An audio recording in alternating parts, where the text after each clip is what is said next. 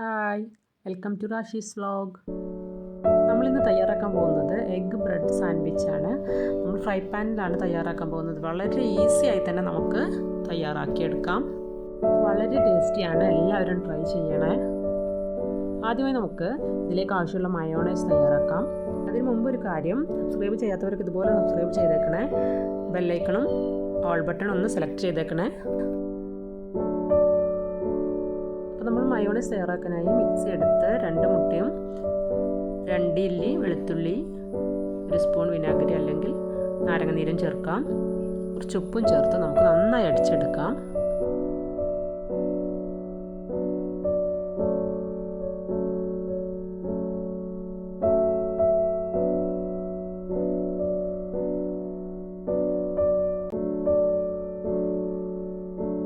നമുക്ക് കുറച്ച് sunflower oil ഒഴിച്ച് നന്നായി അടിച്ചെടുക്കാം. സൺഫ്ലവർ ഓയിൽ കുറേശ്ശെയായി ഒഴിച്ച് വീണ്ടും നമുക്ക് അടിച്ചെടുക്കാം.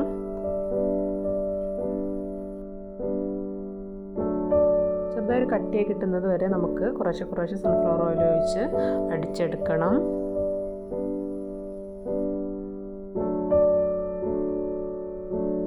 അപ്പോൾ നമ്മുടെ മയോണൈസ് ഇവിടെ റെഡി ആയിട്ടുണ്ട്.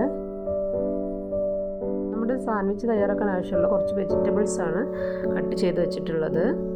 കുറച്ച് സവാള, കുറച്ച് കാപ്സിക്കം, തക്കാളി, ക്യാരറ്റ്, കാബേജും ചേർക്കാം. കാബേജ് ഞാൻ എടുത്തിട്ടുണ്ടായിരുന്നില്ല, കാബേജും കൂടെ ചേർത്ത് കൊടുക്കാം.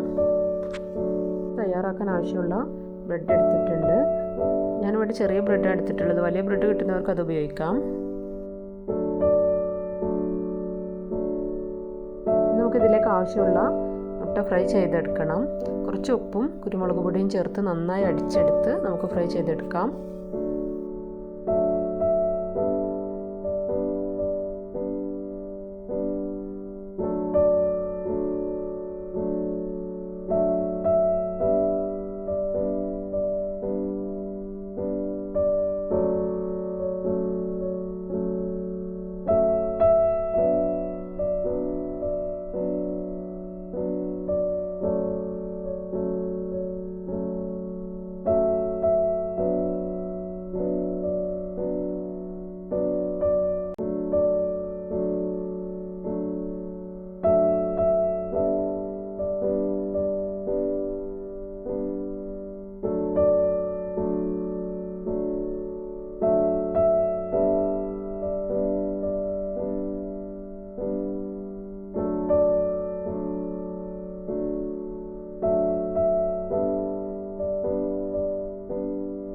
സാൻഡ്വിച്ചിന് ആവശ്യമുള്ള ഫില്ലിങ്സ് ഒക്കെ റെഡി ആയിട്ടുണ്ട്.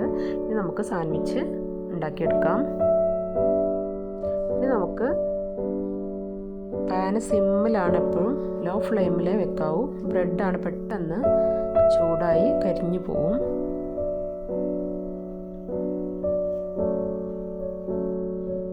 നമുക്കിനി ബ്രെഡ് ജസ്റ്റ് ഒന്ന് ചൂടാക്കിയെടുക്കാം. നന്നായി ഫ്രൈ ചെയ്തെടുക്കേണ്ട ആവശ്യമില്ല, ജസ്റ്റ് ഒന്ന് ചൂടാക്കിയെടുത്താൽ മതി.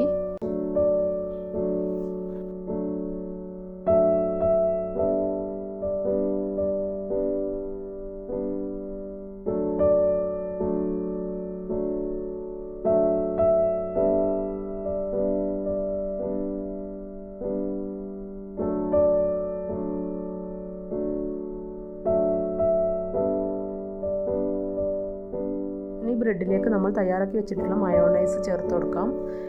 ശേഷം ടൊമാറ്റോ സോസും ഇതിലേക്ക് സ്പ്രെഡ് ചെയ്ത് കൊടുക്കാം. ശേഷം നമുക്ക് മുട്ട പീസാക്കി വെച്ചത് ഇതിലേക്ക് വെച്ച് കൊടുക്കാം.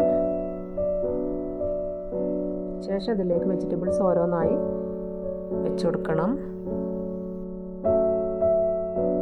വെജിറ്റബിൾസ് വെച്ചതിന് ശേഷം നമുക്ക് വീണ്ടും മയോണൈസും ടൊമാറ്റോ സോസും ഫില്ല് ചെയ്ത് കൊടുക്കാം. ശേഷം നമുക്ക് ഓരോന്നിനു മുകളിൽ നമുക്ക് ഒരു ബ്രെഡ് പീസും കൂടെ വെച്ച് ക്ലോസ് ചെയ്ത് കൊടുത്ത് നന്നായി പ്രസ് ചെയ്ത് കൊടുക്കണം. ശേഷം നമുക്ക് ജസ്റ്റ് ഒന്ന് മറിച്ചിട്ട് ജസ്റ്റ് ഒന്ന് ചൂടാക്കി എടുക്കുക. അപ്പോൾ നമ്മുടെ ബ്രെഡ് സാൻഡ്വിച്ച് ഇവിടെ റെഡി ആയിട്ടുണ്ട്. അപ്പോൾ ഇതുപോലെ കട്ട് ചെയ്ത് നമുക്ക് ഉപയോഗിക്കാം. വളരെ ടേസ്റ്റിയാണ്.